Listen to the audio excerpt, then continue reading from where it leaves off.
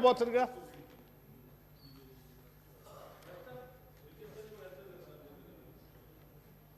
తెలంగాణ బిడ్డలే కదా సార్. పంచాయతీరాజ్ మంత్రి గారు సార్ దయాకర్ రావు గారు వెళ్ళిపోయారు సార్. మా మంత్రి గారిని పిలిపించండి సార్, చాలా ఇంపార్టెంట్ ఇది సార్. వారు వచ్చిన తర్వాత మాట్లాడితే ఇది ఆగుతాం సార్. సార్ వైద్యం సార్, ఇప్పుడే నేను లోపలికి వస్తూ ఉంటే టీవీలో న్యూస్ వస్తుంది అధ్యక్ష. గాంధీ హాస్పిటల్లో ఎక్స్పైరీ డ్రగ్స్తో మందులు సబ్మిట్ ఇస్తూ ఉన్నారట. పేషెంట్లు ఆందోళనకరంగా ఉందని మంత్రి గారికి నేను మీ ద్వారా వారికి విజ్ఞప్తి చేస్తూ ఉన్నాను. సార్ మీరు హాస్పిటల్స్ని రెగ్యులర్గా విజిట్ చేయండి. మీరు విజిట్ చేస్తే కొంత జనంలో అక్కడ ఉన్నటువంటి వాళ్ళలో కూడా కొంత నిబద్ధతతో పనిచేసేటువంటి అవకాశం ఉంటుంది.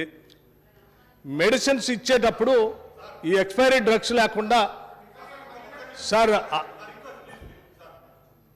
ఒక్క నిమిషం సార్. ఆరోగ్య శాఖ మంత్రిగా హరీష్ రావు గారు బాధ్యతలు తీసుకున్నప్పటి నుంచి సార్ మీరు ఎన్నడైనా సరే ఆయన ఒక్కరోజున ఖాళీగా ఉన్నారా సార్? ఎన్ని జిల్లాలకి ఎన్ని ఆసుపత్రులకు తిరిగిర్రు, ఎన్ని ఆరోగ్య పథకాలకు సంబంధించి వారి చేతుల మీద ఇప్పటి వరకు ప్రారంభోత్సవాలు జరిగినాయి, లేదా ఎన్ని హాస్పిటల్ సార్ నన్ను చెప్పనండి సార్ దయచేసి ప్లీజ్ సార్.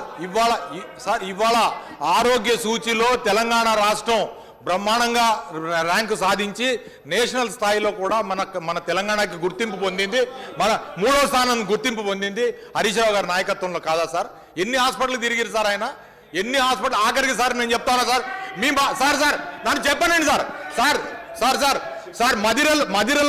మదిరలో సార్ ఇదే బట్టి గారు ఒక 100 పడకల ఆసుపత్రి సార్. ఘనమైన కాంగ్రెస్ పార్టీ 60 సంవత్సరాల్లో చేయలేదు సార్. కూలిపోయి ఉంటే అప్పుడు కోవిడ్ సమయంలో సార్ మేమిద్దరం నేనే పోయినా సార్ అక్కడికి పోతే, కోవిడ్ సమయంలో పోతే చూడండి సార్ హాస్పిటల్ కూలిపోతుంది అని అంటే, అయ్యా ఈ వారసత్వం అంతా మీరే ఇచ్చారు కానీ మేము ఇప్పుడు ఏం చేసి పెడతాం చూడండి అని చెప్పి 100 పడకల ఆసుపత్రి వారి మదిరలో 100 పడకల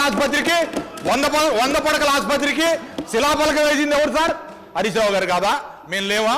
ఇవాళ ఏంటి సార్ మెడికల్ కాలేజీల విషయాల్లో కానీ, ఆసుపత్రుల విషయాల్లో కానీ, బస్తీ దవాఖానాల విషయాల్లో కానీ తెలంగాణ రాష్ట్రం సాధించిన పురోగతి హరీష్ రావు గారి నాయకత్వంలో. మీరు ఒక్కటేదో మందుల విషయం ఎవరో టీవీలో వచ్చిందని చెప్పి హరీష్ రావు గారు వెళ్ళి మీరు చూడండి సార్, మీరు హాస్పిటల్ తిరగండి అంటే ఆయన హాస్పిటలే తిరుగుతున్నారు. హాస్పిటల్ వదిలిపెట్టి ఆయన ఇంటికి ఎప్పుడు పోతుంది సార్? అసలు నాకు అర్థం కాదు. దయచేసి మీరు అట్లా స్వీపింగ్ రిమార్క్స్ చేయకండి సార్ మా మంత్రి గారి మీద. Thank you. మీరు కంక్లూడ్ చేస్తారా పెట్టి గారు? సార్ మీరు దాన్ని మీకు సమయం కూడా ఇచ్చినాం కదా, మీరు కంక్లూడ్ చేయండి సార్. వారు మీరు కేవలం అజయ్ కుమార్ గారు మీకు ఇచ్చినట్టు సమయం సద్వినియోగం పరచుకోండి, లేకుంటే కంక్లూడ్ చేసేయండి. బట్టి గారు please conclude. Please conclude sir. Transport మంత్రి గారు సుదీర్ఘంగా చెప్పారు సార్. మా వారసత్వమే వారు, మేము కాదంటలేదు, మా వారసత్వమే సార్ అది. ఆ హాస్పిటల్ వాళ్ళ కాంగ్రెస్ పార్టీ అధికారంలో ఉన్నప్పుడు సార్ ఒక్క డాక్టర్ అన్న ప్రభుత్వ డాక్టర్ హాస్పిటల్లోకి పోయినా సార్? ఎప్పుడన్నా వీళ్ళు ఎప్పుడన్నా చెక్ చేసిరా సార్? వీళ్ళు ఇవాళ మా ఆరోగ్య శాఖ మంత్రి గారు ఇవాళ ప్రతి హాస్పిటల్ తిరుగుతున్నారు సార్. ఎప్పుడన్నా వీళ్ళు మానిటర్ చేసిరా సార్? వీళ్ళ సార్ మాకు చెప్పేది. ఎన్ని కార్యక్రమాలు సార్ గౌరవ ముఖ్యమంత్రి కేసీఆర్ గారి నాయకత్వంలో, హరీష్ రావు గారి ఆధ్వర్యంలో హెల్త్ సెక్టర్లో ఎంత ముందడుగు పోయినాం, ఎన్ని పనులు చేస్తున్నాం. వాళ్ళకేం కన్సర్న్ సార్? వాళ్ళు మాట్లాడతారు సార్. వాళ్ళు డబ్బులు లేని గవర్నమెంట్ హాస్పిటల్లో ఎప్పుడు పని జరగలేదు సార్ వాళ్ళ హయాంలో. పేషెంట్ పోతే డబ్బులు ఇవ్వాల్సిందే సార్. వాళ్ళు మాట్లాడతారా సార్ మా గురించి? ఇంకా ఎంతసేపు ఇస్తారు సార్ వాళ్ళకి? ఎంతసేపు మాట్లాడతారు సార్? 5 సభ్యులు ఉన్న వాళ్ళకి ఇప్పుడు గంట సేపు అయింది వాళ్ళు మాట్లాడబట్టి. ఎంతసేపు ఇస్తారు సార్? కంక్లూడ్ చేయండి బట్టి సార్. ఇది పదే లెజిస్లేటివ్ అఫైర్స్ మినిస్టర్ గారు 5 సభ్యులే ఉన్నారు సార్. ఒక్క నిమిషం ఉండండి సార్. సార్ ప్రజాస్వామ్యం ఉండండి సార్. మీరు చెప్పారు కదా సార్, ప్రజాస్వామ్యం ప్రభుత్వం 100 మంది ఉండొచ్చు, ప్రతిపక్షంలో ఒక్కడే ఉండొచ్చు. కానీ ప్రతిపక్షం గొంతు వినిపించడం అనేది ప్రజాస్వామ్యంలో ప్రధాన ఘట్టము, దానికే ప్రధాన లక్షణం కూడా. అది ఆ లక్షణాన్ని బంద్ చేస్తే అది ప్రజాస్వామ్యం కాదు. It is not the number, it is the spirit of the constitution you have to see. I'm sorry sir మాట్లాడితే సార్. బట్టి గారు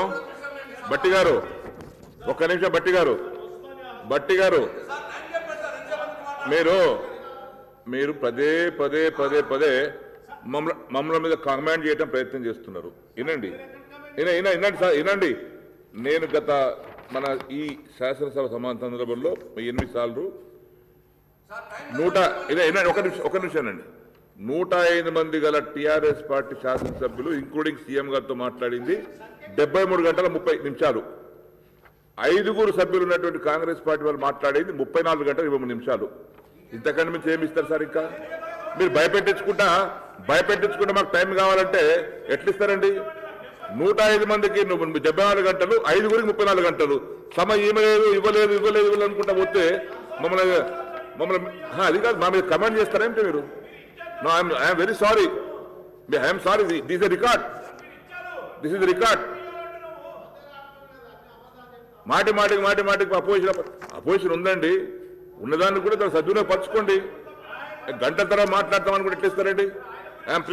ప్లీజ్ కంక్లూడ్. సార్ నేను చెప్పేది మీ గురించి కాదు సార్. మీరు టైం ఇస్తూనే ఉన్నారు. వాళ్ళు మాట్లాడట్లేదు. నేను వాళ్ళ గురించి చెప్పేది. మీరు ఇస్తూనే ఉన్నారు.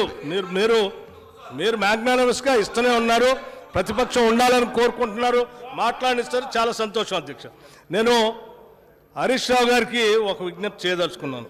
ఉస్మానియా ఆసుపత్రి అనేది చాలా తలవానిక లాంటి హాస్పిటల్. బిల్డింగ్ బాగాలేదు. స్టాఫ్ బాగానే ఉన్నారు. డాక్టర్లు బాగానే ఉన్నారు. కానీ ఆడ ట్రీట్మెంట్ చేద్దామంటే బిల్డింగ్ సరిగా లేదు. కొత్త బిల్డింగ్ మేము ఉన్న టైంలో టెండర్లు పిలిచాము, ఆగిపోయింది. దయచేసి మీరు వెంటనే కొత్త బిల్డింగ్ కట్టి దాని ఏర్పాట్లు చూడవలసిందిగా కోరుతా ఉన్నాను. దాని సమాధానం కోరుతా ఉన్నాను కూడా వారి నుంచి. సార్ ఇది ప్రజా ఆరోగ్యం సంబంధించి దయచేసి మీ అందరికీ విజ్ఞప్తి చేస్తూ ఉన్నాను. ఆరోగ్యశ్రీ బిల్స్ సార్ చాలా పెండింగ్ ఉన్నాయి. చాలా కార్పొరేట్ హాస్పిటల్స్ ఆరోగ్యశ్రీ పేషెంట్స్ అంటే చూడట్లేదు. డెస్క్ కూడా బయట పెట్టేస్తూ ఉన్నారు. సార్ దీని గురించి ఆలోచన చేసి కార్పొరేట్ హాస్పిటల్స్ అందరితో మాట్లాడవలసిందిగా నేను మీ ద్వారా వారికి విజ్ఞప్తి చేస్తూ ఉన్నాను.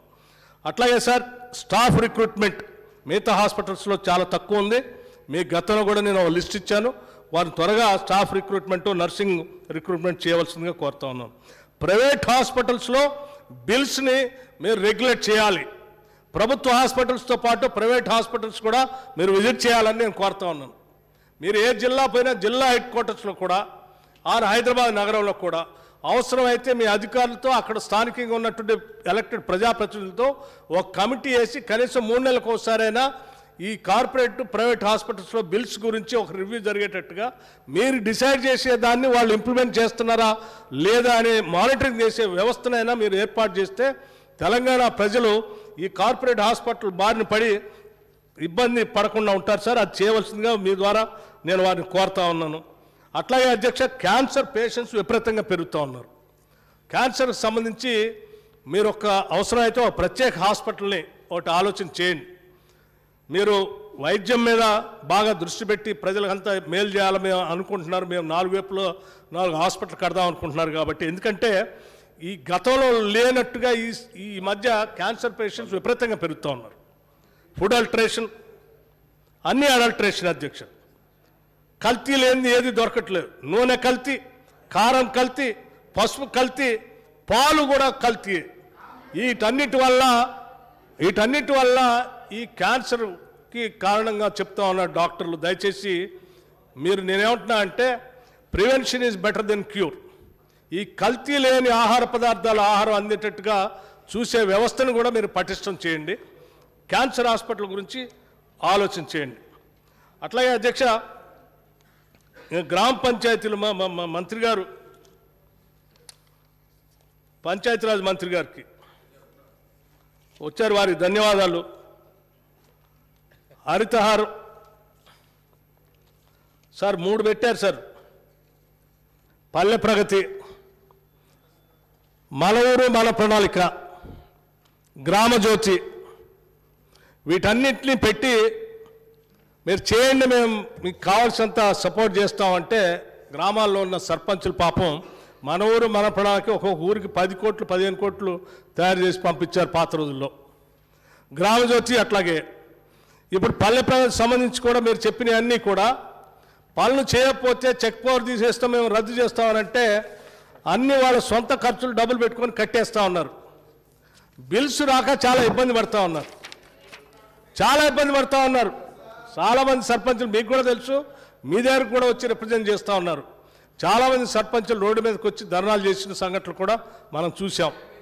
మా దగ్గర అయితే ఒక దగ్గర గ్రామంలో, నేను ఉదాహరణ కూడా చెప్తాను, మదర్ మండలంలో సిద్ధిలేనిగూడెం సర్పంచ్ బ్యాంక్ అకౌంట్ కూడా సీజ్ చేసింది ఎస్బీఐ.